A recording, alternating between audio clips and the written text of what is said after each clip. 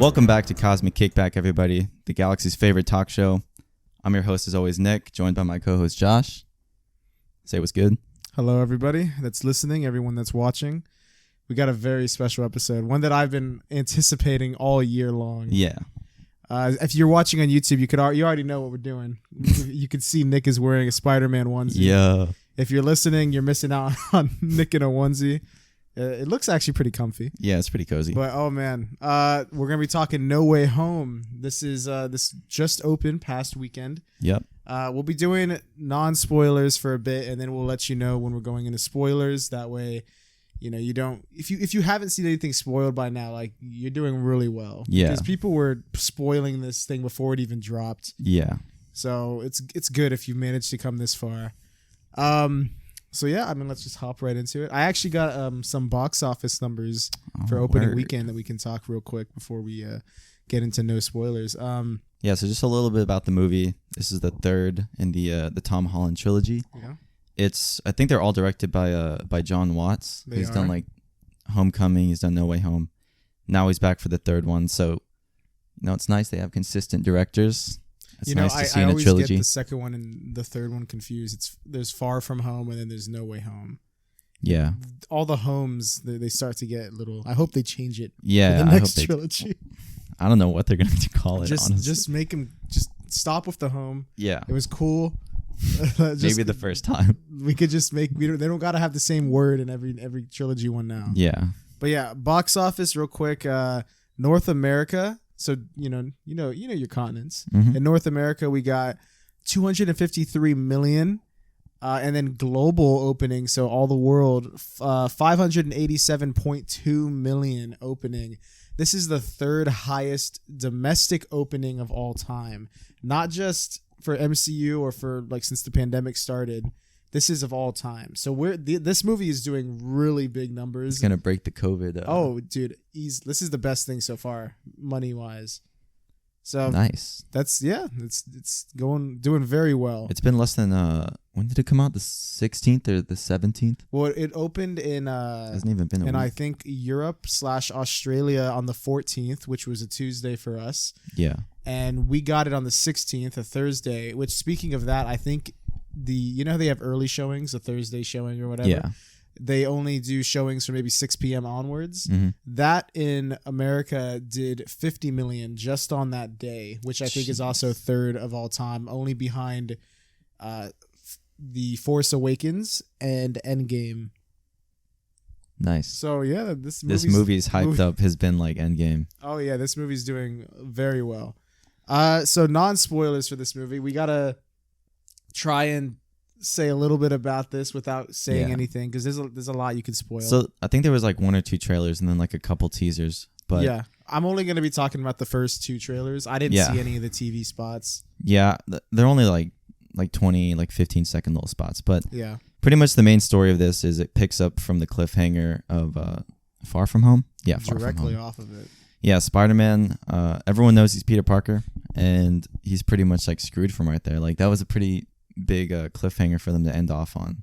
I'm actually glad that they continue it right from then, because I don't know if we were doing the podcast when Far From Home came out. Were we? But I mean, it doesn't matter. But I remember we talked about it, and we were thinking knowing how they handled the last cliffhanger where Aunt May finds out that he's Spider-Man, and then in the next one she's just cool with it, it was just done off screen. Yeah, I was worried that maybe that cliffhanger would just be it would just amount to nothing. It would be a really small. They would just make it a joke. Yeah, they're just like, oh shit. Yeah, it'd be so stupid. Yeah, they actually, it actually has repercussions which are dealt with in this movie. Yeah, I think that's a huge theme of this movie is yes, there's repercussions for being a superhero, but Peter Parker goes through some shit, bro.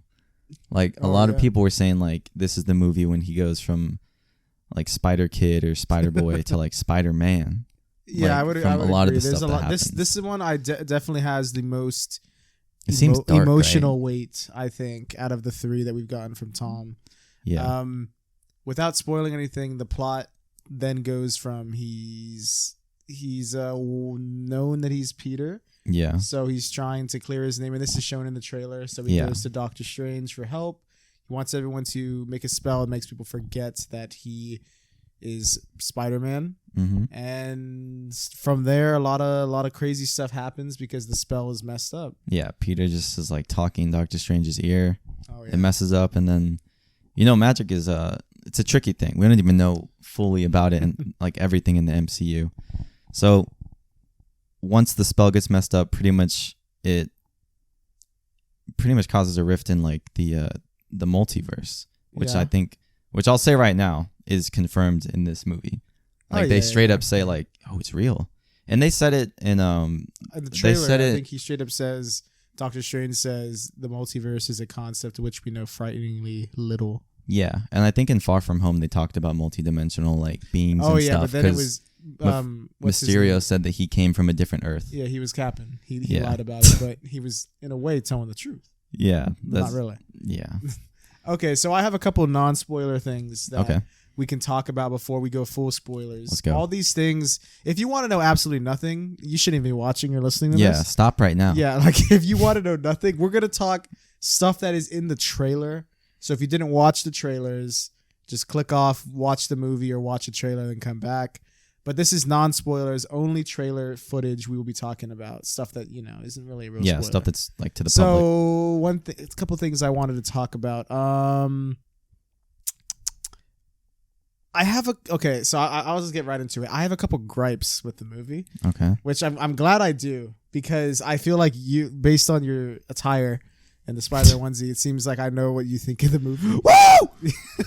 I will say this. I really enjoyed the movie. No, I enjoyed it too. There's like a couple things I have that I didn't like, but it's probably not. I'm as interested big to as see yours. what you don't like, because I have some. I might rant later on when we get into spoilers, but for now I will say, keeping it vague. This isn't to not spoil anything. I think this movie is very enjoyable watching it by itself, but I think it's kind of in like Endgame in a way where people were kind of wondering like, oh, do I have to watch all of the Marvel movies to understand this? And I don't think you do for this one, but I think you kind of have to have some sort of idea, because there's stuff that happens and characters that appear and show up that I don't think I don't think you could really enjoy this if you don't know them. So you think it requires some like a little bit, some viewing of movies prior? I think it's enhanced. I don't think it makes it's not needed. Okay. I think you could still watch this and it explains it, but I think it's definitely enhanced viewing if you've seen other movies as well in the MCU, and because this is multiverse, so there, we see in the trailers that Doc Ock is in this from Spider-Man 2, so he's coming from another Spider-Man universe. Yeah, we see Electro's in this from the trailer from another Spider-Man universe. So if you've seen those, there's some lines of dialogue that I think help. What I mean? Fan service. There's a lot of fan service in this. I will say that, and it's weird because this is another kind of. It's not really a gripe, but I will say I think I can overlook the fan service and a lot of the stuff this movie does just because the people that are in the movie, I think like the cast and the casting, it's people that I think everyone, the audience generally enjoys and everyone likes. So I think it's fine. But I feel like if it was for something that nobody knew, like a lesser known property, like nobody would care. Yeah. If that makes sense. I get what you mean. I'm trying to keep it vague for the non-spoilers. Yeah. Like for example, if this was for, like if they were making Harry Potter. Harry Potter has a lot of fans. I don't want to, because Harry Potter could work. If something like G.I. Joe. Like, hey, Jaden's gonna. Yeah, Jaden's commenting right now. Like if G.I. Joe was marketed like, hey man, like you don't know who's gonna show up. We might have a little Snake Eyes, another version of Snake Eyes. Yeah. We might have another version of G.I. Joe. If it was marketed like that, no one cares. Yeah, but since this is something people care about, I think keeping stuff vague in the marketing and people wondering who's gonna show up, I think that definitely benefited this movie. Yes. So that's one thing. Into the actual movie though, what did you think of the Doc Ock appearance? Since we see that in the trailer, in terms of like just what we see in the trailer, because we see him on the bridge. He shows up and they fight for a bit. That was a pleasant surprise. That probably got a lot of fans from Tobey's trilogy like hooked in, because they were like, oh shit, like Alfred Molina. Alfred Molina. He showed up again from Boogie Nights. Yep. Literally in his literally in his interview, he's like, "Oh, I love that interview." Yeah, they're all asking like all the actors like, "Yo, why did you come back to like to come into this role again, like after stepping away for so many years?" Yeah, Jamie Foxx is like, he's like, "I was excited to come back." Yeah, Willem Dafoe is just like, like I wanted to do something with the character, like I saw opportunities. Alfred Molina's like, yeah, it's just the money. I did it for the money. Is literally his answer. And then like the other actors just kind of laugh, but it's facts. Yeah, he played it good though, like from what we see in the movie and then in the trailer. Like, I want to talk about that because I know one of our questions when we were speculating the trailer is like, how are they going to give these villains like a motive? Like, what are they going to do? Yes, and I think it's answered pretty immediately when they come in. Yeah, as soon as they show up, we find out. There's a bit of a misdirect in the trailer that. It's not a big one. It's not like they did edit footage. Yeah. We'll get to that. Hell yeah. But it's not like as big of a misdirect in Endgame where they had a whole ass shot that's not even in the movie. They literally said, let's film this and we're not going to put it in the movie. Yeah. So there's a tiny misdirect, which we'll get to in spoilers, that the trailer says that is it's kind of different as for the plot. Mm-hmm. A couple other things, non-spoilers. Certain dumb stuff happens plot-wise. I can give it I think I said that I can give it a pass because of the cast and everyone that shows up. I'll get into the specifics of the dumb stuff later. I don't think I can really say right now what's dumb about it. Otherwise, then again, I do want people to know. Preface: I enjoy the movie. I like the movie. It was amazing. It was a great time. This movie was nothing short of like incredible. Yeah, but there are a couple things that if this was any other movie, any other franchise, it's not such a big thing. I would be like shitting on it, but I give it a pass because it's something that hasn't really been done before. Okay. So it's a good experience. Without spoiling, I'll say the first half of the movie, in my opinion, is kind of all over the place, like in terms of not plot wise, but like pacing.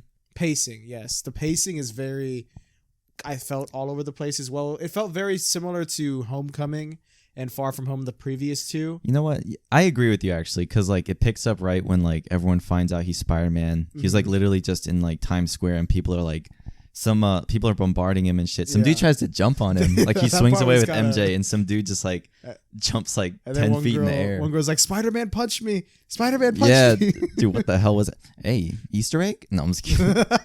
No, but I agree with you because everyone pretty much finds out. Peter goes home and he's trying to like explain to Happy and Aunt May. He's like, "Yo, like, can we just chill out for a second?" And then like he's on the news. Yeah. And then he gets arrested. And it goes very fast in the beginning, and it feels like there's still a lot of jokes. It's because the other two are very lighthearted and jokey, and I feel like this one is like that for the first half. But then there's a moment, I'd say about maybe halfway between in the movie, mm-hmm. but you'll know it when you see it. And then from that point on, I think the movie gets infinitely better. Yes, like it gets so much better. Yeah. And not that the first half is bad. If you like the other two, you'll like the beginning as well. But I think for people that are a bit tired of the same thing, if you didn't like the other two Spider-Man movies, this changes it up, and it'll probably be more enjoyable if you like a more traditional Spider-Man. Yeah. Yeah, there's a definite turning point where it gets way better. I think I have one more thing for non-spoilers. Okay. Let's see. Okay, so Electro's in the trailer, so I don't think this is much of a difference, or much of a spoiler. I don't think it is at all. Okay. But I thought Jamie Foxx looked better. He definitely looks better, yeah. He looked like fucking... They changed his like look. Marvel Django. Like, he looked so much... Yeah, his look has changed entirely. He probably came back and, like, in his contract, he's like, look, if I come back, like, I want y'all to change how I look. And I think most of them, they changed the look of a lot of the villains that come back. Yeah, in the trailer. There's a couple changes to them visually, but nothing too crazy. Is there anything else? Do you have any non-spoilers? Yeah, I mean, what about Jamie Foxx? Did you? I was just gonna say that he looks different, and mm-hmm. it's. I don't know if it's a plot hole or not. I don't really care because they changed him. It doesn't really affect it. But he's almost like an entirely different character. Yeah. in a way. Yeah, he's Jamie Foxx. I don't want to spoil anything. Yeah, he's pretty much just acting as Jamie Foxx. He's very different from what he was in the Amazing Spider-Man 2, which I mean I don't mind. I still haven't seen that. You haven't seen the second one? No. Oh man. It'd be funny to watch. It'd be a funny movie. But I don't know. Do you have any more non-spoilers?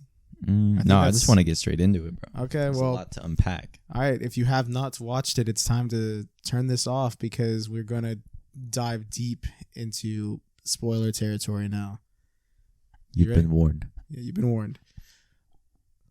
Daredevil, right. Charlie Cox is back. Yeah, for a scene. That was a nice touch. Oh man, that was like the first little like hype scene where everyone was like, "Yo!" Oh, I love that scene. Yeah, that was awesome. I like how they introduced him because like Parker and like his friends and family are just like chilling around, and then you see like the walking stick come down, and then he sits down and he's like, "All right, like we need to assess this shit." God, man. I'm glad they did that. Is such a great Matt Murdock. Yeah, it's so good that they brought him back. I'm so happy. I don't know where they're gonna go with this because we don't see Daredevil, which I didn't think we would. I thought we would get a Matt Murdock cameo, which is pretty much all this is. Yeah, but I love how there's a little tease where there's a brick thrown through the window and he catches it, and it's funny because Spider-Man has his hand up too, but Daredevil caught it as well. And he's kind of like, how did you do that? And he says, I'm a very good lawyer. Yeah. Which is, oh, man. Yeah, I thought that was cool. I wonder how they're going to do it, though, because Sony, I mean, this is a little thing. We don't have to talk too much about it, but Sony pretty much has cut ties with the MCU. I mean, I'm sure they're still going to work together, but if they're introducing Matt Murdock into the MCU, is he going to be in the Echo show? And if he is, I think so. Is he ever going to, I guess, see Spider-Man again? Because I feel like where this movie ends, like, I don't know. I could see them kind of interacting and stuff because Peter Parker pretty much is by himself, and he tapped into his dark side a lot in this movie, and I feel like Daredevil kind of can like be a mentor or a guide to that, like balancing. I would like to see a Daredevil and Spider-Man team up. Yeah, even if it's just movie. like a 3-episode show or something. I don't know. It would be, dude. It would be so cool. They could. Yeah. I hope they do that. But yeah, that's I think a little small thing, the first big reveal. Yeah, he's only in it for a scene, but it's always great to see him. Great scene. Let's see. I mean, you want to talk about Aunt May? Yeah, Aunt May straight up dies. Yeah. That fucking sucks, but I think it makes sense because. For me, that's when the movie changes. When I said it, the tone changes. It's right before she dies. There's like a big fight scene with Green Goblin, which is great, dude. Like that's like oh man, that's one of the best scenes. For a couple of seconds, I was questioning. I was like, how the fuck is he this strong? Like Willem Dafoe's in his 60s. I understand he's playing a younger character, and the Goblin serum or whatever the hell gives him strength. But dude, he was beating the fuck out of Spider-Man. He was doing acrobatics and like he put him like do 3 stories of like 4. Oh, yeah. And I was that to me, that was the first. Oh shit. Well, it was okay. Well, what happens is Tom Holland's Spider-Man gets his spider sense goes off, and he's kind of like looking around, and it lasts for like a long I love that. shot. I love that part. They do like the what's it called? They like attach a rig to them, and it's like literally like a point of view type thing. And he's like looking around at what's going on. And he's sensing something, and he gets that it's Green Goblin's about to do something, I guess. And then from that point onward, this movie changes like tonally, and it gets way more. Oh man, it's from that point on, this movie gets so good. Yeah, like really I agree with you. And what else? Aunt May dies. Yeah. What I wanted to touch on with that is it seems like they haven't talked about Uncle Ben at all in the previous 2 films. They have not mentioned his name or anything. The only thing Peter Parker said was like, "Oh, my Aunt May has been through so much, blah blah blah." But yeah, and then when in Civil War, he kind of references. It's weird. I want to talk about that later when we speak about it. But she does say the words, "With great power, there must also be great responsibility." Yeah, which is it's changed up slightly from the. That's actually word for word how Stan Lee wrote it actually in his origin in the comic. They changed it slightly in the Tobey one, which everyone probably knows. That's the popularized one. Yeah. But she said it. Then she died. Man, she got straight up like murked. I don't know why. Yeah. What was she gonna do? She's holding up like a little pipe. I mean, I give her props for defending her child though. I mean, I'd be like, okay, my son's you would run away. I'd be like, my nephew has superpowers. I don't do something. He's you're just like right there. I'd be like, hey, he got this covered. No, yeah, Green Goblin. I'm not gonna lie, he was getting murked. Yeah, and I think what I really like about this, there's two things I didn't touch on. I think this is the first time that this version of Spider-Man has had to deal with like an actual villain. Yeah. Like this Green Goblin is on another level to what he's dealt with. Yeah. Like maybe the closest before was Thanos, if you want to count that. But like him on his own, he only fought Vulture, which Vulture, like he did say he would kill him and he had killed people, but he was doing it for his family he just and had for money. Family. And family. And at the end of the day, he ended up not giving away Peter's identity. Yeah. So he had, somewhat of a moral compass. And then Far From Home is just a guy that got fired and is mad about it. Yeah. And he almost killed him too, but like he's just mad about getting fired. Yeah. This one, Green Goblin is literally just like, oh, I feel like murdering. Yeah. Like he's just like, I just want to kill somebody. Well, because they really dive into the whole like, oh, Norman Osborn is like, his mind is like deteriorating and the Green Goblin is just making him this evil dude, which I don't know. I like that. Like, I like in the it first too. movie, like, he tries to kill so many, the Tobey Maguire movie, I mean, he tries to kill like so many people and then even Peter, and he ends up like, of course, like killing himself, but I did enjoy that. Yeah. I do like how... Not that Aunt May died. I'm talking about Green Goblin. When Green Goblin first shows up, we see him in the full costume from that, which is a really cool scene.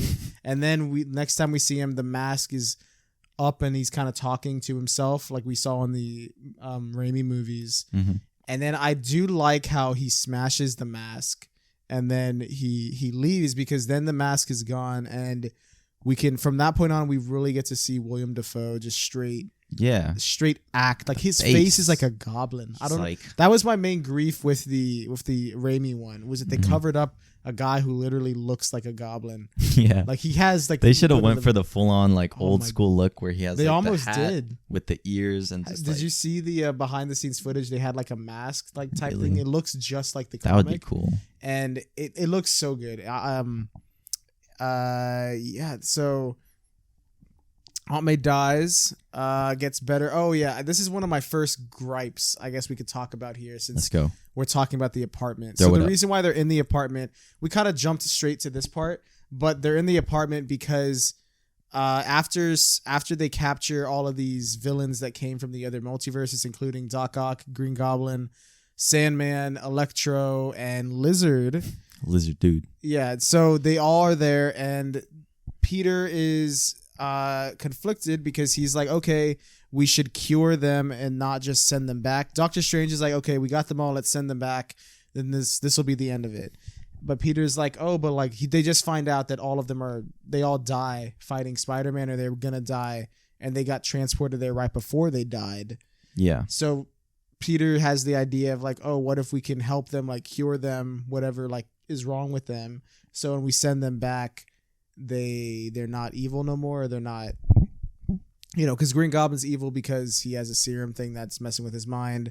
Doc Ock has the chip is broken. Yeah. The other guys just have powers, but yeah, but that's what the plan is. Yeah.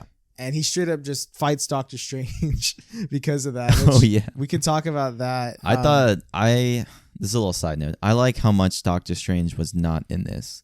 I do because too. One thing I was kind of worried about is, okay, like we see like Tony Stark, yeah, he was kind of in Homecoming and stuff, but I just wanted to see like a Spider-Man movie where he stands on his own and he doesn't have a pre-established Avenger or like hero that is stronger than him kind of just guiding him through this, because I feel like a lot of what makes Peter Parker is trying to figure this shit out on your own, even if you make the wrong decisions.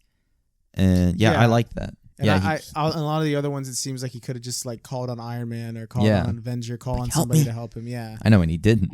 Yeah. And this one, he needs one, like a person, and then he just is like, "Fuck you." Yeah. So yeah, I actually, that scene's pretty cool. I like it because Doctor Strange goes after him and he's pretty nonchalant because he keeps opening portals and Peter can't really get away.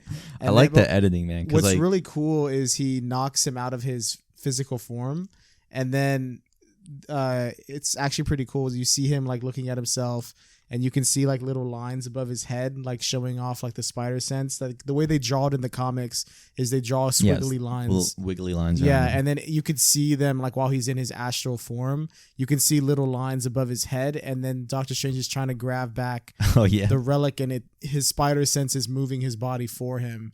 And Doctor Strange has no idea how he's doing. I thought that was funny. I did like that. Like even when he's like out of his body, it's like involuntary. It's because let's go a little nerdy real quick. Let's deep dive into the spider sense. It's explained in the comics that the spider sense it's kind of like a web that's connected through the multiverse. That how like a real spider's web senses vibrations, and the spider knows that something's like caught in its web or near it or something. Mm-hmm. It's like a web that spans through multiverses, and each little like zone is a different multiverse. So the spider sense is actually like very multiversal. And all the spider people sense it. That's how they're all connected, and they could sense like things that right before they happen or something like that, because they have like this. It's like a sixth sense. It's really insane. I love how it was introduced in this whole trilogy, because we first see it in No Way Home, or Far From Home. I'm sorry. They talk about it more. One of my gripes with that movie is I don't like how they call it the Peter tingle. I know. Yeah, it's kind of cringe. Like, bruh. What's weird is he kind of does have it in Civil War, because Iron Man throws like something at him and he catches it without looking. Yeah. So he kind of had it, then he kind of lost it. I guess after he got blipped away. When Thanos he didn't really have time to develop it, I guess he came back and then he had PTSD or something. They didn't say that in the movie, but that's me just like filling in the gaps to explain it for them. Okay. But what part are we on? We're talking about the Doctor Strange fight. Peter tingle. Oh yeah, I like the fight. First of all, the visuals I think for Doctor Strange fights, they're always super cool. Yeah, he puts him in the mirror dimension. Every time we see this dude fucking start twirling his hands and shit, like we don't know what we're gonna get. Like when we saw him in Infinity War, that shit was insane. Oh, that's probably still my favorite. Yeah, I want them to top that in Multiverse of Madness, because that's still my favorite scene in Doctor Strange. Post-credit scene?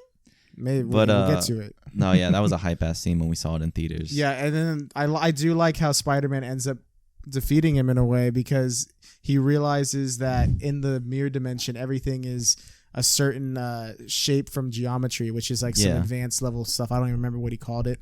Yeah, I'm not that smart. But it's like a Fibonacci sequence. It is. Is it like a Fibonacci sequence? Yeah, it increases. So it's like 1, 3, 5, and it just like the radius of it gets bigger. It's something. Yeah, and I thought that was cool. It incorporated Peter Parker's by doing that, he attaches like webs to each point, so he can find out where Doctor Strange is and how to hold him to connect it to everything. Yeah. And he pretty much catches him, and then he takes his sling ring too, and he just leaves him in the mirror dimension. You robbed him, bro. Dude, I'd be so... If we're being real, I'll get into this later, but Doctor Strange, I'd be so pissed at this kid, man. Oh my God. I mean, he also got stripped away from Sorcerer Supreme. Like, that's explained too. Because in the trailer, you think, oh, it's Doctor Strange, he's just chilling at home. But I mean, the reason they give it makes sense. Yeah, like Wong got it by default because Doctor Strange blipped away. Yes, he was gone for 5 years. So he's kind of just, so now he's kind of like demoted. He's still as powerful as he's ever been. Mm-hmm. But he's no longer Sorcerer Supreme. I thought that was funny. Yeah. Because that kind of gave him incentive to be like, oh, shit. Like, so, yeah, the plot goes from he gets this box, which Doctor Strange is going to press, and it'll send everybody home. And it's also containing the messed up spell that Peter botches earlier in the movie. Yeah. And from that point on, he takes all these villains back to Happy's apartment, which is kind of... I thought that was kind of like... It's very sitcom-y. Yeah, it was very sitcom because you just see like literally almost all of the Sinister Six just walk into like Happy's like Ring doorbell. He's like, what the hell? I don't know. I will say, just a little side note, I think the reason that a lot of the shots of the villains are indoors and stuff, like we only really see them outdoors at the of course the final battle of the Statue of Liberty, Electro and Sandman when they're fighting at the power lines. And then Doc Ock on the bridge. Yeah, and then on the bridge. I think they tried to keep a lot of the scenes of the villains and shit low key, because if they like just shot set inside, if they just shot like in New York and shit, like the Tobey Maguire trilogy, people would have leaked the shit out of that. This leaked for sure. Yeah, because I've seen like dude, people are gonna be assholes. They're gonna leak stuff, and I think Marvel knew that, and they were like, we need to tailor the story to still make it good, but also, keep this shit low key because the hype. Well, at the apartment that I wanted to talk about, this is something I didn't know it did this. We saw it in Far From Home, but Happy still has this machine in the back that I guess now can just do anything. Which is, it's kind of, they called it it's a matter. It creates matter. Like it creates shit. Yeah, and I thought it just made suits. Yeah. Because it was in Far From Home and he makes a new suit with it. I didn't know it makes literally anything. Yeah. Which is at least we saw it before.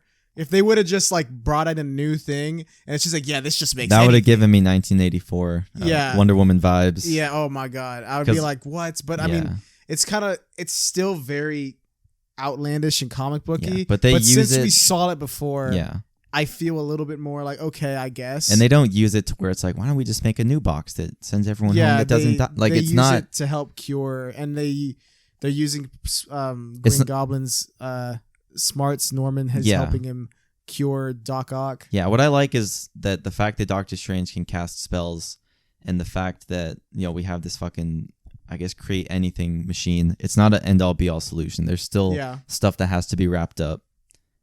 But so pretty much, so like you said, he catches everyone pretty quick. He catches a tree, which I thought was pretty funny. Oh yeah, that was a little gag. He accidentally sends like a tree into a cage. Well, are you ready for me to get into the parts that I might not have liked, and then you can say what you may not have liked as well? Yeah, because I'm interested to see what you might not have liked. I think I might have more than you, or I might have at least more to say. Mine's like one. That's okay. You can go first if you want.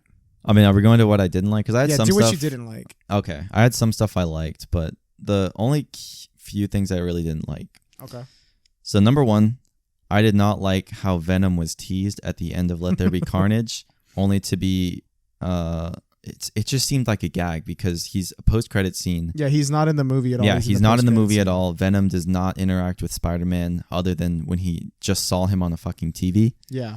But I didn't like that because at the end of Let There Be Carnage, that made me super excited to see No Way Home. Like, I was for certain going to see it. And I don't know, it just felt like they teased him. I understand there is some business that went behind the scenes, Sony and Marvel, but I just didn't like how they brought him into the MCU just to take him right back out. But they didn't do it without, I guess, leaving it with the purpose because a part of the symbiote was left behind. Yeah. And now that Peter Parker's alone, maybe it'll find its way to New York. It's in Mexico right now or something. Yeah. I think. Well, we could talk about that a little bit more in when we get to the post-credit scenes. Yeah, but that was one thing I can agree with you. I didn't like that. This is just kind of a funny thing that I said I didn't like, but it was just how the fuck is Norman Osborn so strong?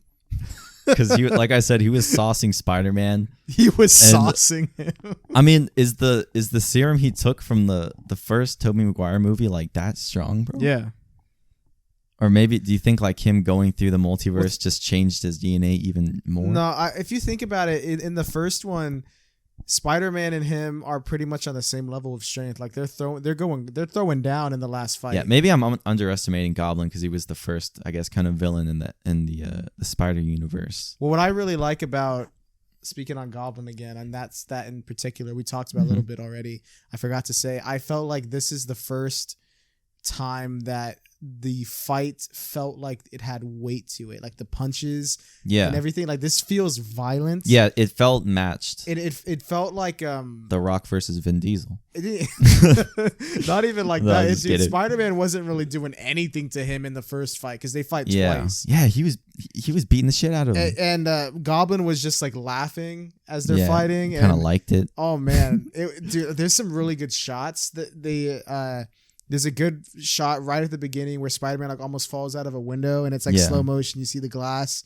Then he comes back in by like webbing Goblin, and then Goblin throws him out another window. Yeah. There's a cool shot. It's actually taken from the PS4 Spider-Man game. Oh, really? And Tom Holland said that they managed to get it in the movie, which he thought was cool. That's cool. It's the little takedown move that he does right in the scene where he kind of webs up, like he webs two things down the floor and then like slams Goblin down. Oh yeah, that's a takedown in the game, which is cool that they threw that in there. But it felt very Sam Raimi to me in like the fight scenes. Also, a lot of this movie felt Sam Raimi in some of the shots. Yeah, like a lot of the close-up shots on like Peter's face, because his spider sense goes off a couple times throughout the movie. Yeah, I love how they do it. Whether they do like the dolly zoom or whether it's like, I don't know, like they cut out all the sound and it's literally just Peter's like there's heartbeat. Like a little like it's hard to explain. It's like a buzzing sound, but it's like they have it in the Raimi movies as well, where it's like kind of like a zing, and like a ring. Yeah, it's like a ring sound. Yeah, and they change it slightly in this. It's not the same sound, but it's shot the same way. A lot of this was reminding me of the Sam Raimi fights. Yes, in ways, and that's one thing that's enjoyable. Of the goblin fighting. So I like that. What else do you not like? I didn't really have a lot, but another thing that I kind of didn't like, and this is just my kind of opinion, but I feel like there were some, like you said in the beginning, there were some pacing issues because everyone finds out, oh, like, okay, he's Spider-Man, and then like 20 or 30 minutes later, like they're applying to college and like it's all normal. They're trying to get into MIT despite the fact we haven't even talked that everyone knows that like he's Spider-Man. And he's like, you know what? I'm still going to apply to college. And eventually that's what takes him to go on the bridge because he's trying to talk to like the vice chairman of like admissions or some shit. And then he meets Doc Ock. But I thought that was just like crazy. Like, oh man, if anyone found out I was a superhero, like, and especially Spider-Man, like, I don't know, dude, people would fucking go crazy. They would be like stalking outside your house. They would some people would probably be pissed. I don't know. For one him of the things I wrote down that I didn't like was also the college type stuff. Yeah. Do you have anything else that you don't like, or do you want me to just jump into what I have to say about that as well? The only one thing I did, I guess, kind of can think of now is like there was just some editing choices I thought that were like poor. Like when we see Alfred Molina and Jamie Foxx come out as like Electro and Doc Ock, you know, they come out of like some darkness or like the lighting reveals their face. But when we see Willem Dafoe like as the Goblin, not with the mask but with his mask off, like it kind of just shows his face. It doesn't do like a slow pan up or like he doesn't really step out from dark. There. Yeah, it just like cuts to his face, and it's like, I don't know, like that's Willem Dafoe. You want it to be more dramatic? Yeah, like be dramatic because I don't know. Of course, it was going to be Willem Dafoe. Yeah, but we haven't seen him in a long time, and like just make it, you know, like present your actors when they're reprising a role with like some respect. I thought it would be cool to just do like a pan up or something, maybe even like a behind the back shot. But yeah, just some editing choices and pacing. All right, is that all your gripes? Yeah, maybe you'll have some and I'll agree with them because your list really was long excited as to be fuck. Let loose. I'm excited to go crazy. It's the hot takes. Well, because look, I'm gonna be honest with you. I'm about to shit on the movie for a bit. Okay. So I'm ready. People that have enjoyed this movie might get mad. Yeah. Look, I want to preface and say I still think this movie's really good. Yeah, I like this movie, but I'm giving it so many passes just because it does a lot of stuff that I just liked seeing. But there's a lot of really stupid, dumb stuff in here. Yeah, you know what you get when you come to Cosmic Kickback. We are going to criticize the shit out of it, mostly Josh. So just because I'm a Spider fan. So, let's go. I think they do a lot of waving away things in this movie. Like stuff is just kind of like forgotten about. For example, at the beginning of this movie, the issue seems to be not only that everyone knows he's Spider-Man now, but that he was framed for Mysterio's murder. And that gets waved away really quick by, Matt Murdock pulls up, but it's kind of just lawyered away. It's just pushed under. Lawyer. He's a good lawyer. And so I can kind of be okay with that one. It just felt a little, I wished we would have seen a little bit more about that because it was done within like maybe 10 minutes of the movie. It's just like, it doesn't matter. You know what? I agree with you there. Yeah, there isn't a lot of repercussions from what the big cliffhanger is. Not much. Other than like him trying to swing away from people. And also Mysterio pinned all the murders that the drones caused. Exactly. So that's and it's kind of just like they don't explain. It's just explained away. It would have liked to. I don't know what they could have done, but that's kind of just a little thing. It gets dumber though. I went from least dumb to most dumb. Shit. So, okay. So Peter Parker and his friends go to apply to MIT. Nice. And there's a couple things with this. So first of all, probably the most famous MIT alumni in the Marvel universe is Tony Stark. So the dude who pretty much recruited Spider-Man and all that, and then fought and saved the universe with him. Mm-hmm. So therefore, who is still alive in this universe? Pepper Potts, Tony Stark's wife, his daughter. Yeah, his daughter. Happy. And I imagine that they probably know Peter. You know, that if Tony liked him as much as he did, why wouldn't he just be like, oh, like I know Pepper Potts, like I can just call her and she could straight up don't you think it'd make more sense? Like I'm thinking about this in a logical way. Okay. I understand plot wise why this isn't in the movie because it would be lame. But for me, a plot needs to be airtight to where it can't be just like, why didn't they just do this? Yeah. You know, and these are just some things. So Pepper Potts could have easily just been like, oh, Peter's a good kid. Like he worked with like Tony while he was alive. Like he went to MIT. He's really brilliant. Like, could you at least like take another look? Like, you know, don't let this controversy. Like, you know, she could say something. Yeah. Logically. So maybe that's like one thing. Maybe a little scene of Pepper like trying to plead cool. like maybe Peter's case. Maybe, yeah. Okay. Then it gets dumber though, because that's one thing. Okay. But then Peter, so they don't get into MIT because of the controversy. Yeah. So what does Peter decide to do but go to Doctor Strange, which makes, I mean, it's a big step from going from, oh, I didn't get into college, let me just go wipe everyone's mind. Yeah, let me go talk to the powerfulest wizard. Yeah, so, okay, I can understand Peter having this thought process because he's supposed to be a teenager who's kind of dumb still. Yeah. You know? But why the hell does Doctor Strange agree to it? Like, logically, Doctor Strange is an adult who's he's supposed to be the Sorcerer Supreme, one of the most powerful wizards in the Marvel Universe, one of the smartest people in the universe, on their Earth. Why would he be like, you know what, like, you guys got rejected from MIT, you right, let me just, we could do this memory thing. Like, he straight up thinks about it, and he's like, oh, you reminded me of this, we could do this. Yeah. And so that's, why does he agree to it? And then second of all, right after it, why does he just immediately just jump into it? Why, if he were to do something this drastic that's changing people's memories, why would he be like, all right, just everyone's gonna forget you, like, see you, kid, like I won't remember you either? Yeah. And he's just like, well, hang on now, what the hell? I would like that, like I'd be like, bro, I would kind of sit down, slow down. Yeah. I would have been like, if I'm Doctor Strange, I would have said, okay, Dick, you want anyone you want to remember, like maybe me or like any other Avengers, you know, stuff like that. Yeah. He just goes straight into it. So that I don't think Doctor Strange would be that stupid. I don't even think he'd be that stupid to even agree to doing this. Yeah. Because it's very like, oh my God, like I don't know why Doctor Strange would agree. He just immediately starts doing memory wipe cell before even asking. I don't know. I don't know if this is going to change your opinion. Okay. But of course he's not Sorcerer Supreme anymore. It's Wong. And, you know, being a surgeon, being a doctor, I don't know if maybe he had like an ego thing where he's like, you know what, like fuck this. I haven't been Sorcerer Supreme. Like, I want some action. And I don't know. We've seen Doctor Strange kind of let his ego get the best of him in the What If episode where he's trying to resurrect his dead fiance or would-be wife. But I don't know. That's what I just thought it was. I thought he was just kind of like breaking the books and stuff. Because even in the trailer, Wong, and this wasn't even in the movie, he's like, don't cast that spell. Yeah. And then he's just like, oh yeah, we will. They changed that completely. And that's actually part of we talked about how in non-spoilers there's a misdirect in that I wasn't referring to that, but I was referring to, they say in the trailer something like, oh, all of these people that are here, they all die fighting Spider-Man, which that is a plot point. Mm-hmm. But the reason why they're there is because it's everybody that knows Peter Parker is Spider-Man. Yeah. That's what it's said in the movie, and that's not said in the trailer.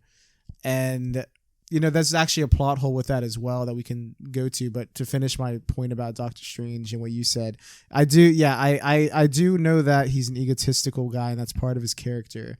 But I mean, I still feel like I can get the you know, being egotistical and stuff like that.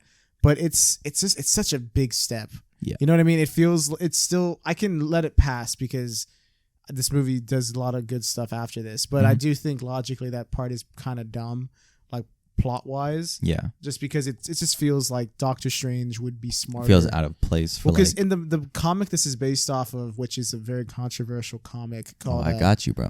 Huh? Is it One More Day? It is. You do know the comic. Yeah, I did my research.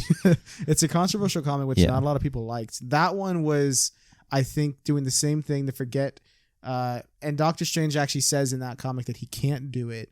Yeah. So Peter goes to Mephisto instead, and Mephisto agrees to do it, but in exchange for him and Mary Jane's like love, because it's pure or something. Yeah, the reason they changed it a bit because Kingpin, he was trying to kill Spider-Man, but he ended up like fatally wounding Aunt May. Yep. And so like Peter wants to save her, and so like you said, he goes to Mephisto and he's like, "Yo, can you like fix this?"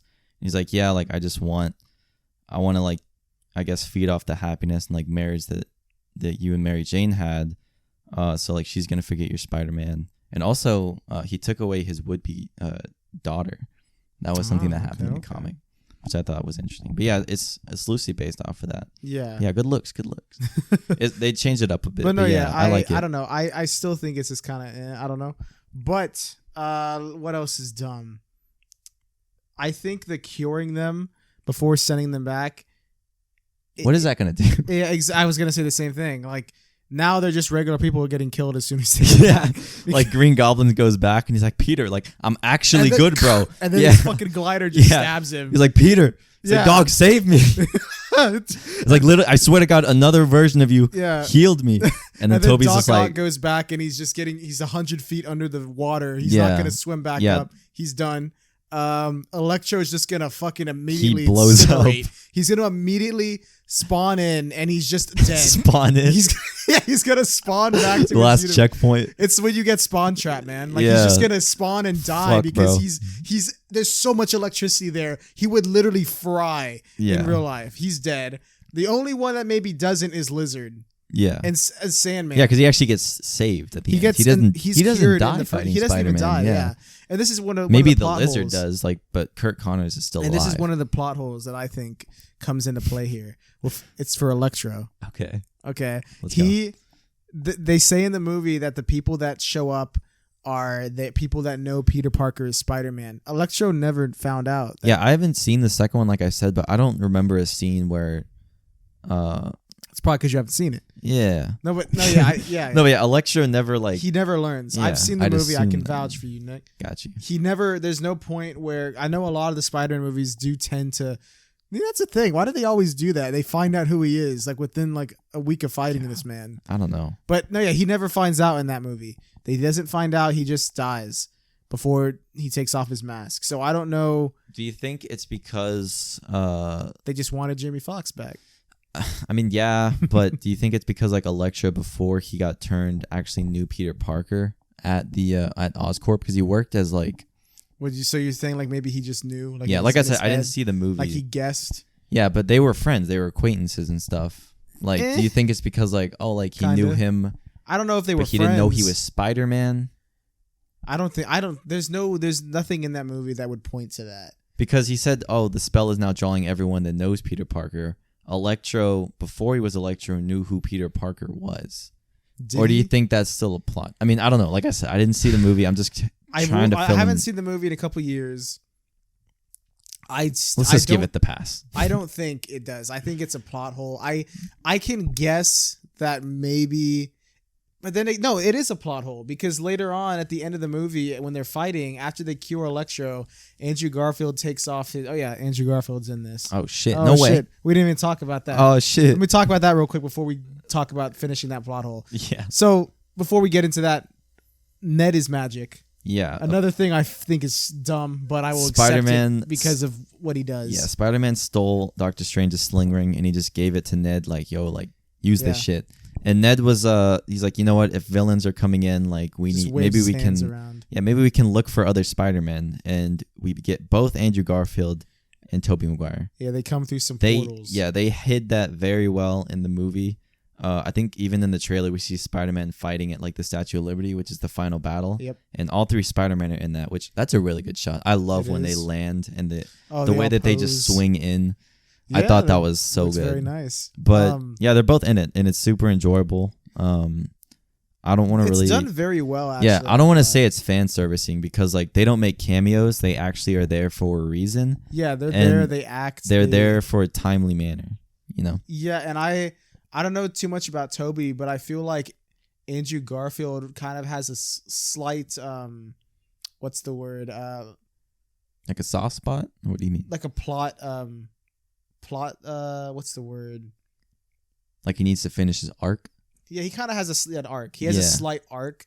I don't think Toby really does. Their arc is pretty much just there to help Peter. Yeah, the Tom Holland. You're like what you need because he's in a low point after Aunt May's killed, and they kind of go there and they're like, hey bro, like we've been there too, you know. Yeah. And he's like, my Uncle Ben died and chased down his killer. He's like, it didn't help me. And then he's like, oh yeah, I dropped Gwen. Yeah, I mean that's not funny. That scene was fucked. Well, hang on, I'm gonna be honest. I think Andrew Garfield is amazing in this. Yeah, like when I saw really good. I saw it with my girlfriend and she was saying like, oh, like I don't remember him being that funny. Like I feel like he added more to the character. Like when they're all about to go fight and shit, he's just like, oh, I love you guys. Yeah. Like I thought he was funny. I think not even that. To me, I feel like he's acting his ass off. Like he's giving it so much just to play Spider-Man. Like they could have just shown up and been like, "Oh, I'm Spider-Man." Yeah, he's a good actually actor. Going at it. He's a good actor. And he's like tearing up and choking when talking about Gwen's death and saying how he stopped pulling his punches and he kind of became like a dark Spider-Man because he was, sad about her death. And then we see him catch MJ later on, which is in the trailer. Oh yeah, that was good. Tom tries to get it, but he gets hit by Goblin. And Andrew redeems himself. I said that was going to happen, didn't I? Yeah. Play the clip. No, I don't know where that clip at. No, yeah. But, no, yeah. And he does it, and he does it right this time. He saves her. And I like how there's just a brief moment where he's, he asks if she's okay, and then he's kind of like. Yeah, he forgives himself right there. Yeah, and you can see that he doesn't even really there's say no anything. dialogue, and you could just see it. Yeah. It's very, very good. It's great. He's great in this. Like, he really... It's sad because I think debatably he's the best actor amongst the three of them, like in terms of like skill wise. Yeah, and the other movies that he's done, like Social Network. Yeah. The Tick Tick Boom just came out. Oh word! What's the one where he's in Hacksaw Ridge? He's in Hacksaw Ridge. Yeah, he's in a lot of good. So it sucks because he just happened to get like the worst of the universes because of bad writing and studio interference. Fuck. But he's great in this movie. Yeah. But that takes me back to the Electro thing. Yes. This is where it's definitely 100% confirmed plot hole because at the end when they cure him, he takes off his mask and Andrew's like, nah, you were never a nobody. Like, and then he said, man, he's like, I thought you was gonna be black. And then he's like, I'm sorry, man. And he's like, it's all right. He's like, I'm sure there's a black Spider-Man out there somewhere. I thought that was funny. He's like, I like it. That he's like, you're poor. Miles. Like you're fucking. But that shows that he didn't know what he looked like. He didn't know he's Peter. So that doesn't make sense. But I don't know because I will let it slide. Yeah. Maybe it's an Electro from another universe that's slightly different from what the Amazing Spider-Man was. And we never know. But yeah, it's whatever. You got to suspend your disbelief sometimes. Oh yeah, you got to do a lot in this movie. But like I said, you can. I'm okay with a lot of it just because it's for what I was saying in the beginning in the non-spoiler that I can go full on now is people love Tobey Maguire and I think people don't like the Amazing Spider-Man movies, but I think everyone knows that Andrew Garfield was, I think he was one of the people that actually wanted to be Spider-Man. Like he was really excited. I'm sure they all were. I mean, it's a great casting to get that as your job. Hell yeah. But he seemed to like want to continue doing it despite getting it canceled and despite the bad writing and stuff. And he was probably really passionate about it. So it's good to see him kind of get the redemption in this.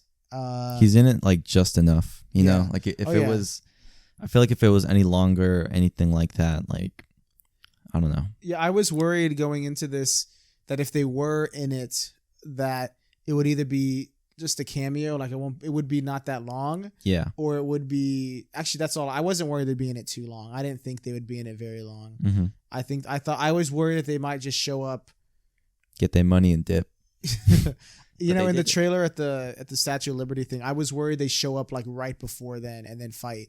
But I like how they show up like maybe like 15 minutes before that. Yeah. And there's a lot of like, there's the introduction scene with Ned. There's a lot of like banter. Now. There's a lot of. Then they all go and they make cures together. Yeah, they meet up. Yeah, I love how there's so much like Peter Parker science in this, bro. Oh yeah, they're working together. Mm-hmm.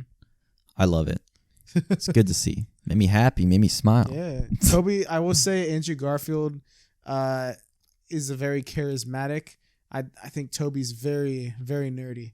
But yeah, I mean, that's how he was in the movie. I love how he comes out of the portal and he's just like, oh, hey. Yeah, like, he's very quiet. Hi. And just like he's like he's such a nerd. He's bro. like, I know you guys. Yeah, he's but like, I mean, they both went right back into the role. It felt like they didn't have to like, or they didn't. It felt like they were still Spider-Man or Peter. It didn't feel like they had forgot how to be that or lost what they did. You know, they slid right back in very easily. Yeah, like that. A lot of the stuff that happened in the films, like they paid respect to it. They didn't change it. It still happened. Yeah. Do you think as soon as the spell happened and all the villains like got called to Peter's world, is that when like the other Spider-Man, that Tobey and Andrew started like looking for Peter? Because they established it like, oh, we've been looking for you. So. Like, yeah, like. Mm-hmm. Like what's happening, like we need to help you. Yeah, I guess they've been there since I think they all came in around the same time, yeah. Yeah, so they're in New York, right? Yeah, they've been there for a while. I guess Tobey Maguire was just walking around in his clothes. Yeah, they took him from his world. He was just chilling. Yeah, it sounds like from what he was saying, he has like a family or something. Yeah, or he's married to MJ. This is, okay, so we can talk about this, and this also will get into another thing that I kind of dislike. So there's a brief exchange of dialogue where Andrew asks Tobey if he's got a girlfriend or something, and Andrew's like, nah, bro. And he's like, how about you? And he's like, I mean, you know, he's like, it's complicated, but we make it work. Yeah. And that implies that he's still with MJ. He actually does say MJ on his world. Yeah. But we don't know if they have a family. We don't know. You know, it's not explicitly said. I hope so. Yeah. So this is part of what I kind of slightly dislike. I think two things are the only thing I'm missing from them showing up in this is either a post-credit scene where we see them back on their Earth and we see we just get a little like wrap up like what they're doing. Mm-hmm. You know, we could have saw Tobey come home and pizza time. MJ's there. maybe they have a kid. Yeah, maybe they have a kid, and then I don't know, something like that. Yeah, then he just drops out of a portal, and they're just like, "What the fuck?" Yeah, like, it wouldn't even have to show with MJ's face, like just seeing him just red hair. Yeah, come home with a family, and then like he just disappears, like something like that. We could have just seen them get. They're back home now. Man, I wish that he would have said pizza time, bro. That's all I wanted. That's a gripe I had. Well, we got a couple lines like that are just thrown in for nostalgia. Like at one point, Norman says, I'm something of a scientist myself. Yeah, everyone like, it was like half laughs and half like groans. People were like, oh. And then it's funny though. There's another one at the end when this is like a gag at Spider-Man 2 when Tobey hurts his back. He's just oh, it's just my back. Yeah, he's like, I got back problems. Yeah, and then he Andrew pops his back. Yeah, I thought that was funny. So you want me to crack your back, buddy? I thought that was funny. I do like that little, because like that dialogue there, it's just them hanging out. Like it doesn't serve any purpose to the plot. They're just talking. Yeah, that was definitely like a scene that could have just been out, but it was funny. But I love when they because like you never see like the Avengers before their battle, and they're just like they're stretching and stuff. And I love stuff like that. Yeah. And I love how they talk about this is a love and a hate. That this is one of the things I don't like. Mm-hmm. So I love how then Tom asks like, what's like the craziest villains you guys ever fought? And they start talking, but they only talk. So Tobey says, "Oh, I fought like an alien that was like black goo." He's talking about Venom. Yeah. And then Tom's like, "Yo, like me too. I fought like a purple dude in space, like with stones." And then Andrew's like, "Oh man, I'm lame compared to you guys." Yeah, he's like, I fought like a Russian dude in a rhino costume, like a robot. And so they don't mention this. Amazing Spider-Man 2. Oh yeah, so this is something I don't like. Okay, I think it seemed like they didn't want to go into what happened the last time we saw these characters. So at the end of Spider-Man 3, it ends and Sandman like just leaves. Yeah. Which that's another thing we got to talk about, Sandman and the Lizard. Yeah, because there's something I don't like about that as well. Okay, but what I wanted to see is, because these are them as if their universes kept going on. Yes. Because Tobey's like 40 something now, so it's been a while since we last saw him. Andrew looks like his 30s maybe. It's been a little bit less than it's been since we've seen Tobey, but it's still been like 5 years. maybe 7 years. I think his last one came out 5 in to 14. 7. So, but no, it's been some time. So I would like to, like, you know what I mean? Like, there's been years since we last saw them. There's no way there have been no new villains. Like, it would have been cool for them to like, that could have been a great thing for like a little reference or an Easter egg. Like, they can still say like, oh, I fought like this Rhino guy. He could be like, oh, like I fought like a villain we haven't seen before. Like, and be like, oh man, like Kraven, like there was this crazy hunter guy that was like trying to like catch me for his greatest kill. Something like that. You know what I mean? Like reference a villain that we haven't seen yet. Yeah. Without like name dropping him. You can keep it vague. Only like real fans will get it.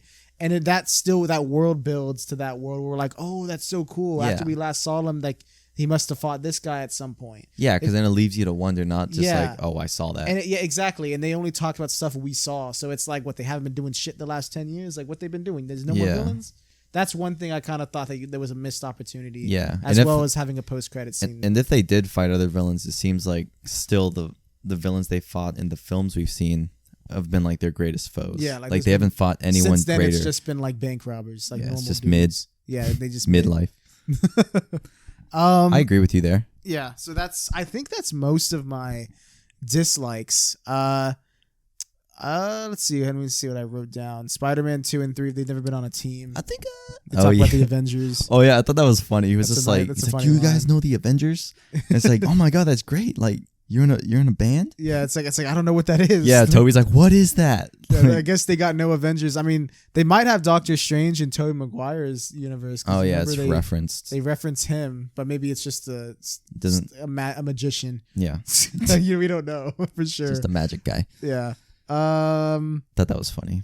I think it's great seeing when they start working together well, when they start going after one guy. Oh wait, let me talk about Sandman and Lizard and what I don't like really quick. I think you'll agree with me on this. Did it seem to you that they so obviously the main villains in this, it's Green Goblin gets, I think, the most play. Yes. Doc Ock secondly.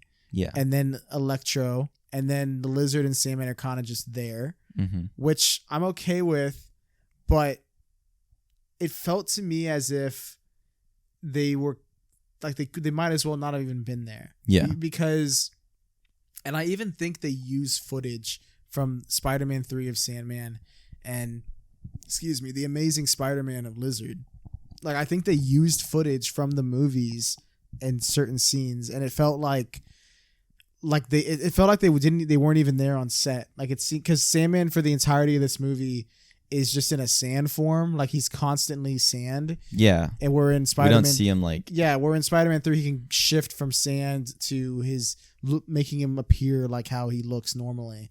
So it felt like Thomas Hayden Church like wasn't even on set. Like, it seems like he maybe just did voice lines. Yeah, I could still tell it was him. Yeah, like his distinctive voice. So I was like... But then again, I was kind of like, oh, is that his voice, or is it just a really good act, like dude doing his voice? But they credit him, and they do show him at the end. But I'm pretty sure it's a scene taken from Spider-Man 3. I think they literally take a scene after they cure him, and he's like turning back to himself. I think that's a scene from Spider-Man 3. Like, I think they literally just reversed it. Like, I think it's the first time he turns into Sandman, or he's like falling apart when he gets wet. I think they just reversed it and made it look like he was turning back to a human. Yeah. Did you feel the same about that? Did you notice anything weird about that? I mean, yeah, I think the actor did look like he hadn't really aged at all, because he gets healed in like the head of the statue. Like, they throw the cure to Toby. It's very brief. Yeah, he heals him, and then he's just like, all right, stay right here. And then he's just not there. Yeah. Also, by the way, I swear to God, the Green Goblin or somebody, like, I think Electro, some type of explosion happens, and literally it goes towards like the head of the statue. And it just blows up. It does. And I'm just like, dude, what the fuck about Sandman? Like, it's right after he's a human Sandman. now. It's right after they cure him. They're all standing like just on top of the head, and Electro shoots a giant thing at it, and they all dodge. And I was like, if he's cured, he no longer can like contain. He can't just eat that. Yeah, he can't just eat. Yeah. I mean, he probably ate it. Yeah, but he died. Yeah. He would have. But no, yeah, I don't know. I felt, and then also with the Lizard, I think when they cure him, for him it's easier because he's already a CGI character, so they can make him do whatever. But once he's cured and they show the actor, I think that was also footage from the Amazing Spider-Man. Yeah, it was super close up. Yeah, I don't think it was. I think for both of them, it was footage from the movie, and I wonder why they did that. Like, I really don't know. Maybe the actors couldn't come on set. I really don't know. I'd love to see in a couple weeks or months or whenever if someone answers that, because behind the scenes. I think I'm about 99.9% positive it's footage from the other movie. I don't think they were on set. I think they did voice work for this, and I think that's why Sandman was all CGI. Yeah. Because it makes no other sense. It makes no sense for him to not, like, it just doesn't. I was kind of confused. Like, why is he always in his sand form? Yeah. So that's a little gripe. One more thing that I thought this was funny, I'd point it out. So Aunt May says the great power thing. Yes. And Tom says it, and then Toby's like, "Oh, great responsibility." And he's like, "How'd you know?" And then Andrew's Spider-Man's like, "Uncle Ben said it." And like they all seem to know it, but you've seen the first Amazing Spider-Man, right? His Uncle Ben, I don't know how long it's been, but his Uncle Ben most definitely did not say that. I could put the clip up on, like, the clip of him saying it right now if you want to hear it, but he does not say it. He says something along the lines of like if you have like something you want to do and you have the power to do it, then you better think to do it, because if you don't, then who knows, you don't got that opportunity, but you should do it and be a good person. God, it's written so weirdly. It's the abridged version. Yeah, and it's very weird, and I know for sure Andrew, he did not say that. My boy, he did not.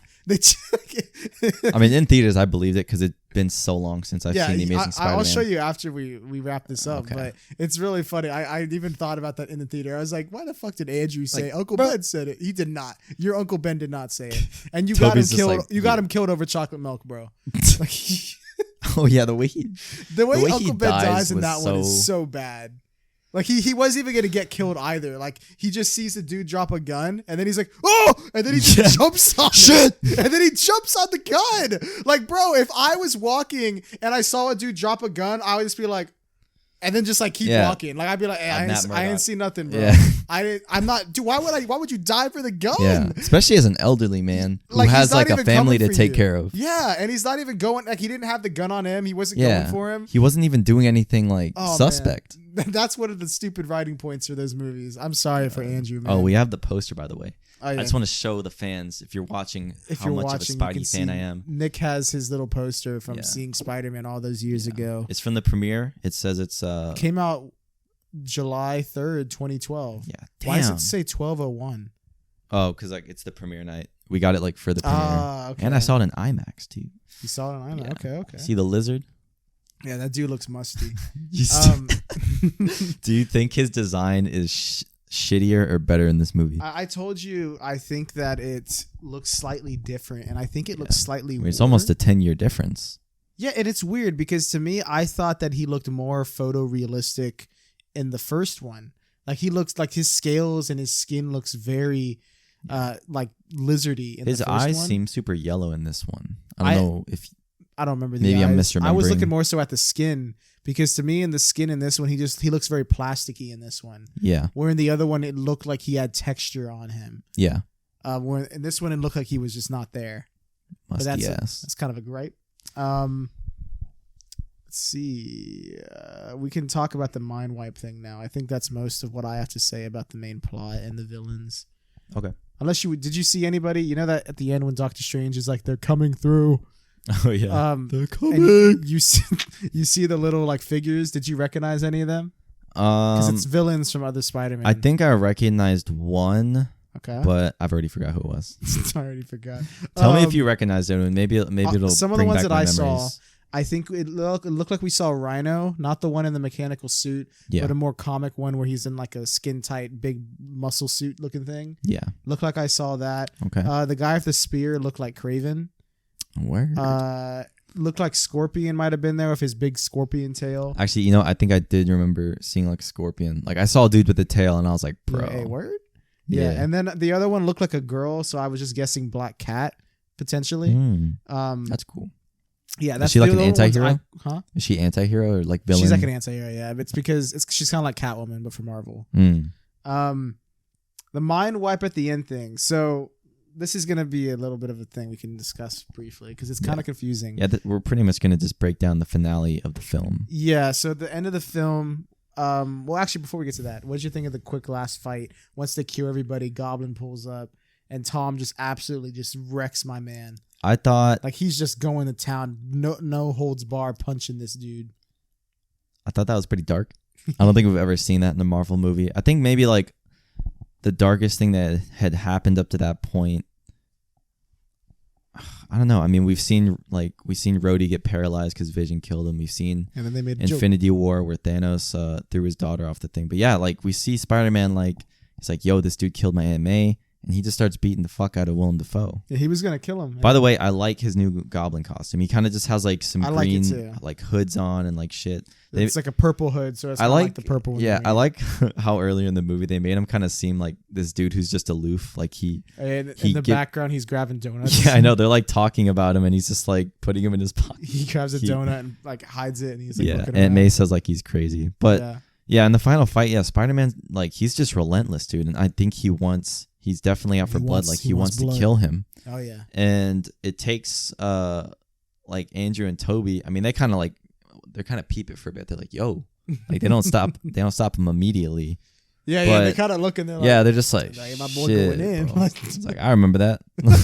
But no, Toby.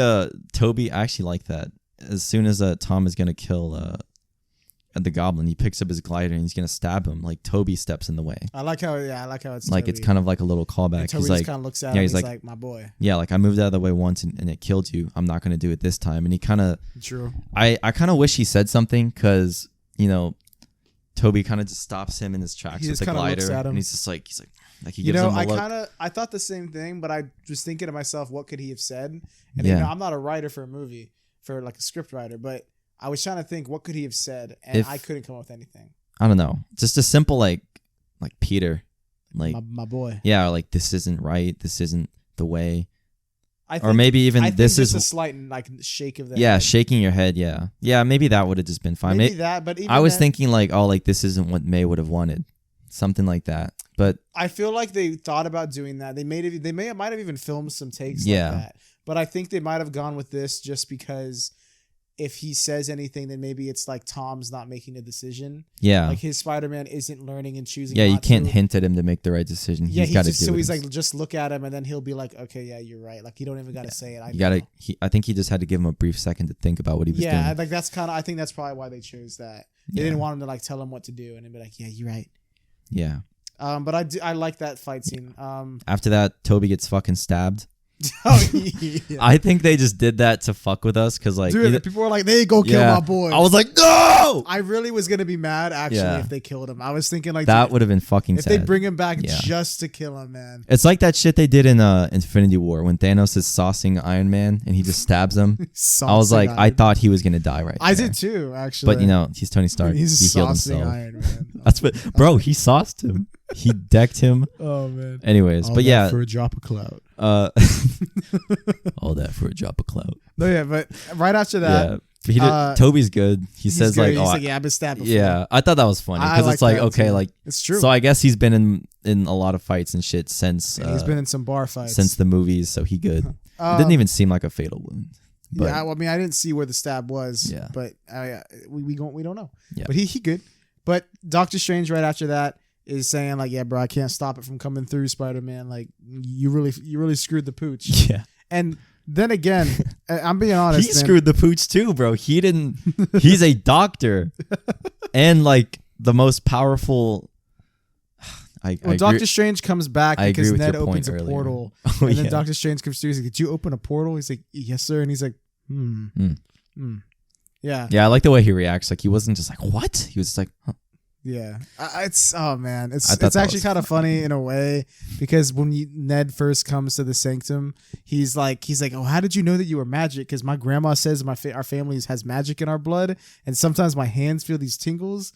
And he's like, you should go see your physician. No, yeah. But he actually is magic. Which yeah, I don't know, man. I think it's kind of dumb. Like my boy Ned is really magic. But it's kind of reversed at the end of the movie because if he forgets Peter is Spider-Man, he's gonna forget the whole experience he had, and he kind of just forgets his whole magic experience. Yeah, that's true. Unless he goes to Doctor Strange and he's, which I don't think he would. Doctor Strange recruits him. He probably wouldn't let him in.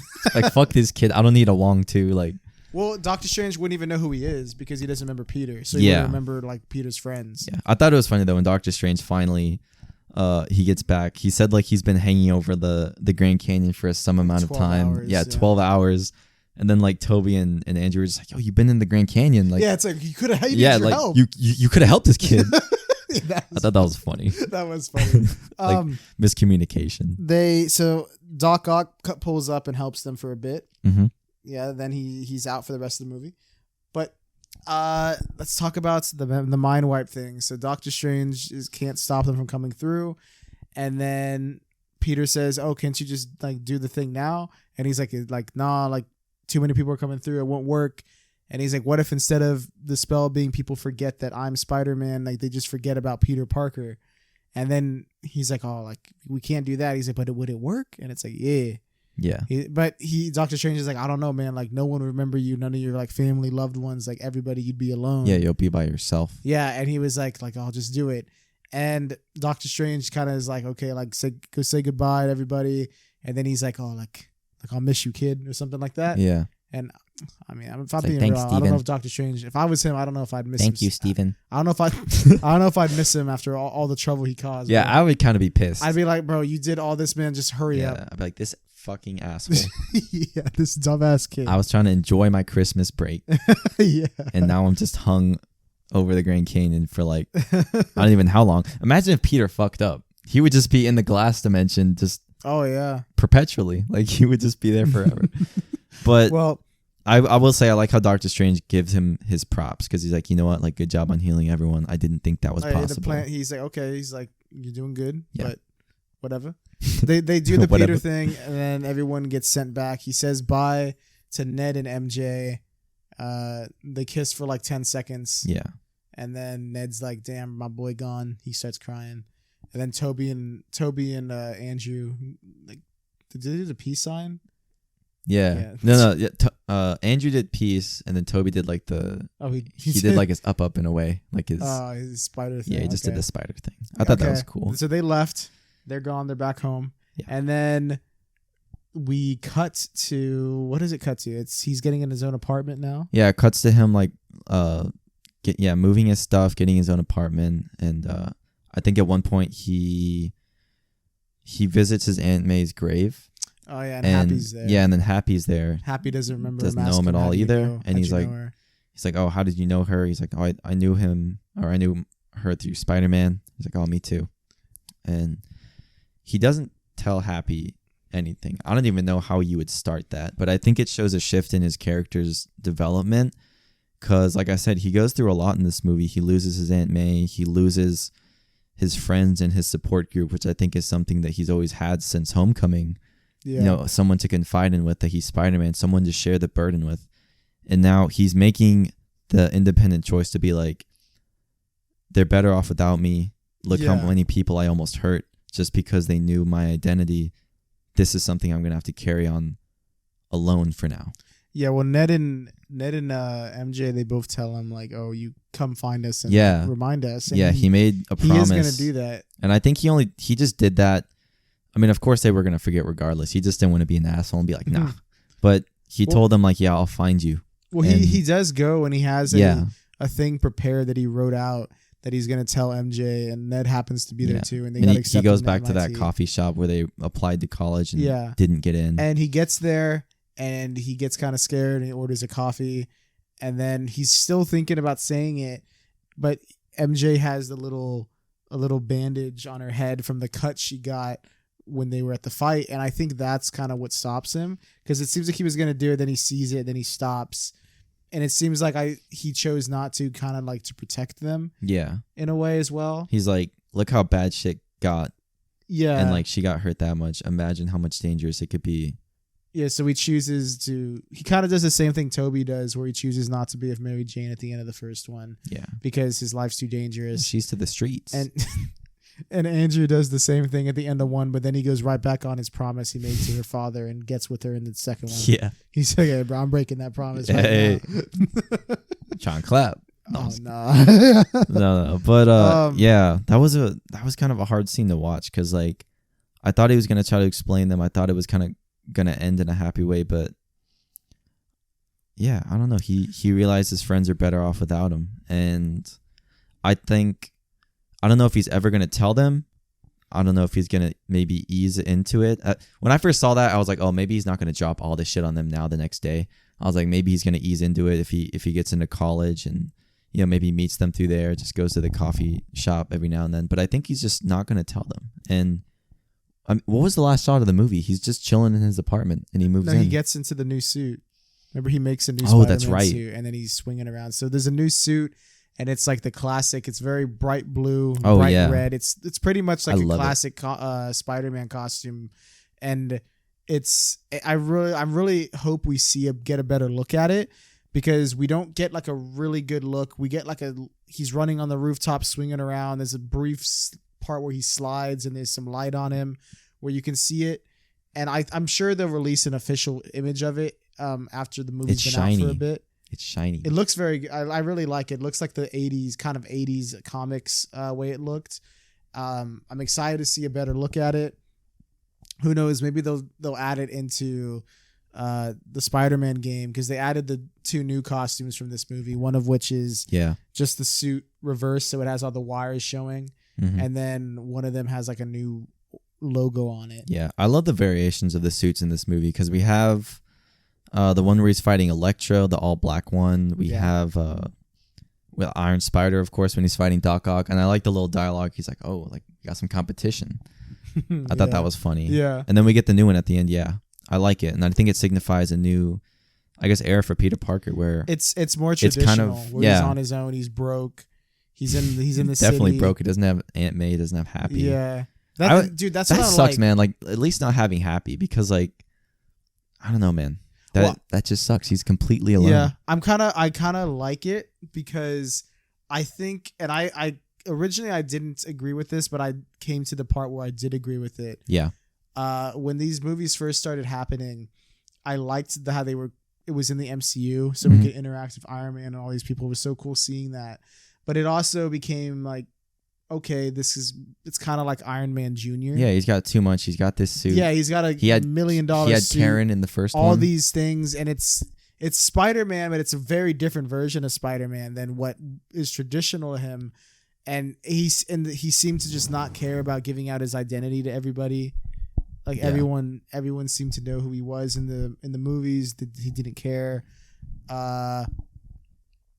And now it seems like we're getting a more traditional version where he keeps his identity a secret. He's got the homemade suit. It's just fabric. There's no tech going on. There's no crazy Iron Man stuff. There's nothing. It's just straight up him, which I'm very excited to see, because it's what Spider-Man like has been. It's very much how Tobey's was. Yes. I'm excited to see where they go. It's slightly a soft reboot. Yeah, that's what I was gonna say, because it still acknowledges everything that happened in the MCU. The blip and all that is real, but for the character, it's a reset. A new start. Yeah, it's a reset. He's starting college, and I'm just interested. I hope they introduce Gwen Stacy and a lot of other characters and stuff that we haven't seen before, because Peter Parker's going to take a break from, his usual group of friends and stuff. I don't know if it's forever or like just, I guess, when they kind of meet each other again naturally, but yeah, the world's kind of his oyster right now. Yeah, New York is.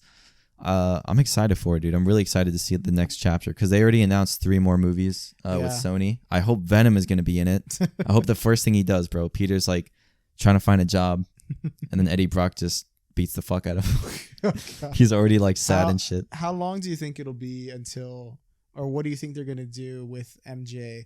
And do you think she'll remember? Because she is wearing the necklace that he gave her still, even after the mind erasing thing in the coffee shop. She's still wearing it. So she still has it. So she has like a slight thing where she's like, oh, like I have this. Like it still has some kind of meaning there, even if she can't remember it. Yeah, the memory of, the whole trip from what do you think? Do you think they'll, like, how soon do you think they'll do it, if at all, or like what? Because they have Zendaya cast as her. So you think they're just gonna throw her out? I don't think they will. No. What do you think they're gonna do? I think that she will either remember on her own, which will be insane because that's kind of like defying a spell. Or maybe we'll have a scene where like Doctor Strange somehow runs into her, or she finds her way back to the Sanctum Sanctorum with Ned, and Doctor Strange kind of just recognizes like, oh shit, like these are his friends, and like they still don't know anymore. Like I feel bad for this kid, and I feel bad for this, this person. Maybe he'll, I don't know, maybe he'll make her remember. Maybe something will happen with Doctor Strange, because I feel like with magic, like, yeah, it's up in the air and anything can happen, but also there's some there's absolutes. You know what I mean? But I don't know. I feel kind of her remembering as a stretch, but definitely that necklace will have like a part in it. I agree with you there. I'm going to guess. I didn't even recognize she still had the necklace. Yeah, you're right. I'm going to guess that Ned fixes her. he learns he's magic at MIT. No, and he's like, "Fuck this." I'm out. I'm out, bro. I'm gonna become a wizard. Fuck this. I'm guessing that for the next movie, she finds out at the end of the movie, or like in a post-credit scene or something. Maybe she finds the letter that Peter. Who knows? Maybe. We'll see. When do you think the next movie is gonna come out? 2 years. It's usually about 2 to 3 years. Fuck, bro. So we got some time, but this before we wrap up a couple things. There's a couple. So Amy Pascal said they're making another trilogy. Kevin Feige did just say that Spider-Man 4 is happening. But a couple things that I thought were interesting is the current contract he's on. Because the last time we saw him, Sony and Marvel almost broke up. There's been so much bullshit going on. Yeah. And then they came back and they're like, yeah, we'll finish it up. We'll do this. And a lot of people were wondering like, oh, maybe this is the final one for this one, because what just happened was Sony and Marvel had the big thing. Maybe Sony wants to take it back and they want to wrap it up, which I was worried about because I like having Spider-Man be able to connect with everybody. Mm-hmm. I don't like him on his own.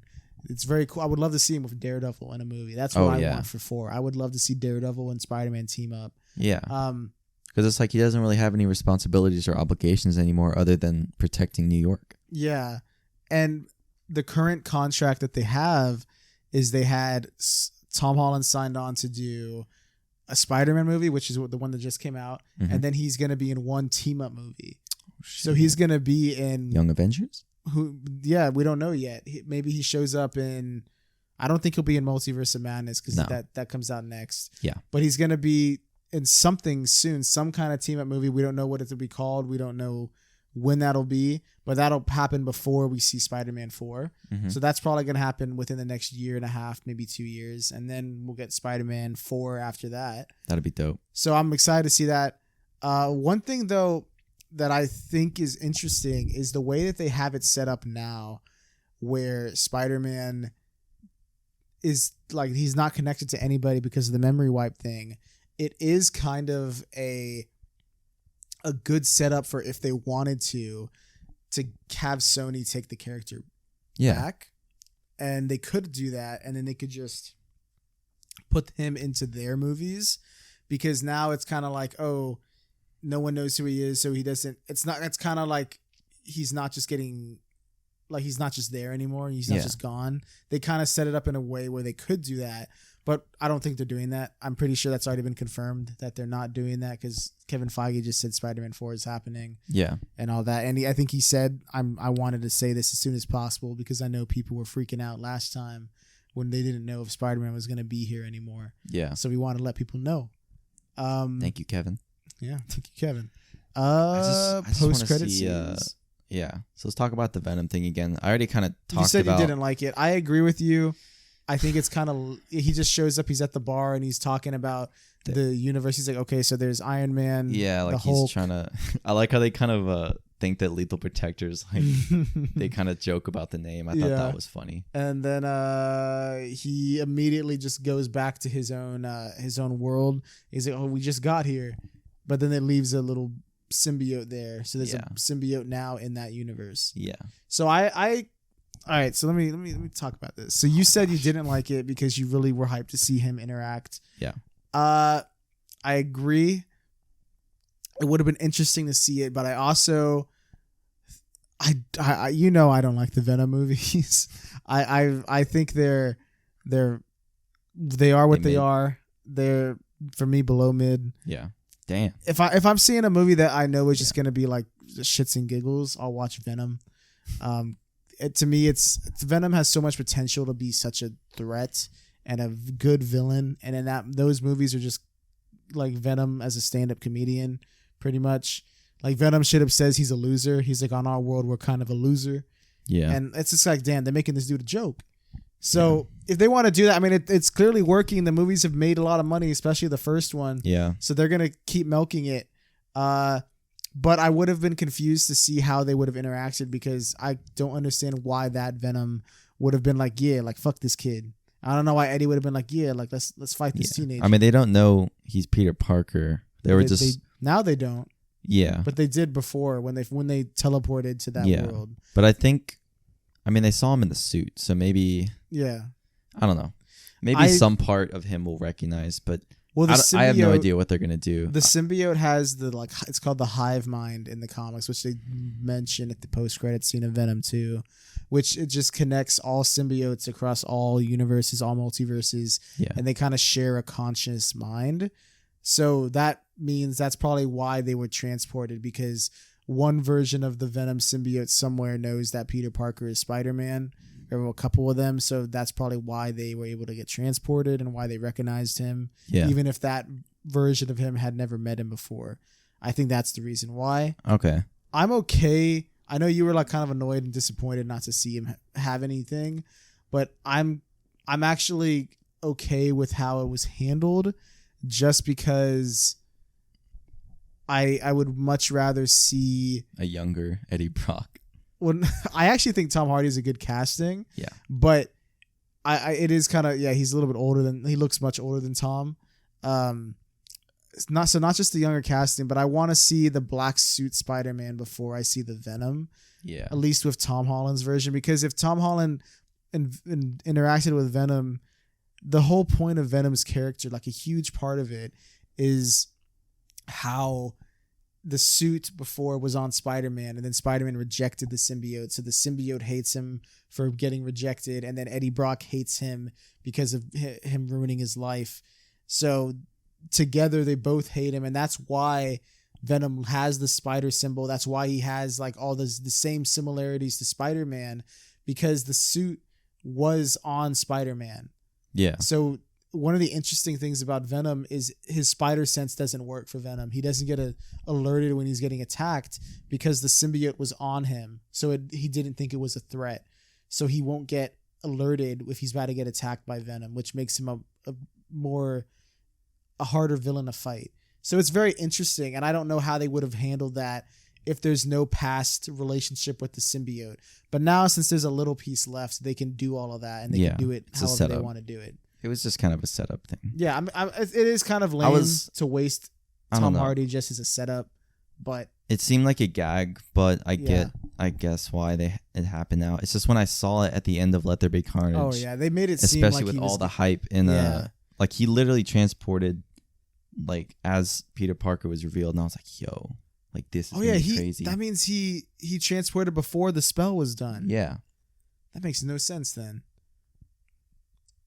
I don't know. Unless he was watching a rerun of the news. I don't know. I don't know. All right, we're not going to get into the more plot holes. But the second post-credits talk about that one. Multiverse of Madness, Doctor Strange. It's the first time I think they've shown... This is like a trailer. Yeah. It's not... Most of the time, it's like a little scene or something that teases something. This is a full-on like teaser trailer for Multiverse. Do you want to save it for a trailer breakdown? Because we got to wrap this up. Do we though? We do. Because I feel like we're going to talk a lot. But the only thing I can say that I liked from the trailer is we see that Doctor Strange is facing himself. Like it's the alternate version of him. It looks like in the What If one. Yeah, from the What If. So people are thinking it's that.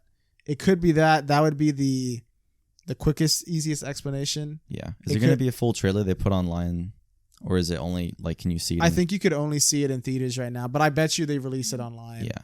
They'll do it within like a week or so, I guess, once people have had time to see Spider-Man. I bet that's when they'll do it. Yeah, I'm excited for it though. I'll say from that. Yeah, I'm excited for it too. There's a lot of stuff shown in it. Yeah. Are you ready to rate the movie after all this talk? I am ready to rate the movie. I'm gonna give it 9.5 out of 10. 9.5 out of 10. I really enjoyed this movie. I like how There's so many callbacks. I like how it kind of pays tribute to a lot of stuff. There's little nuances, and I think this is the best performance we've seen from Tom Holland in this one. I agree. I think he acts his ass off, and the other Spider-Men that are in it are they're good supporting cast. Yeah, I shit on the movie a bit, and I do agree there's a lot of dumb stuff in it, but I don't want to. I can't give it below a 9. I feel like just because of what it's done. I really want to give it below that, but I don't think I can. Like if this movie didn't have the amount of like Toby in it, Andrew in it, all the people coming back, all the stuff that it's doing. Yeah. If it didn't have that and it was just people I don't care about, this is an easy like 7. Just because like, the plot hole stuff, the parts that I think are dumb and don't make sense for the characters, stuff like that. But because of all that, I think, and just the experience in general, seeing this movie. Yeah, you get hype goggles. It's really fun. Endgame had its problems and shit, but when I saw it, like, fuck, man, that was like a once in a lifetime thing. I was watching the trailers last night. I still get hyped about that.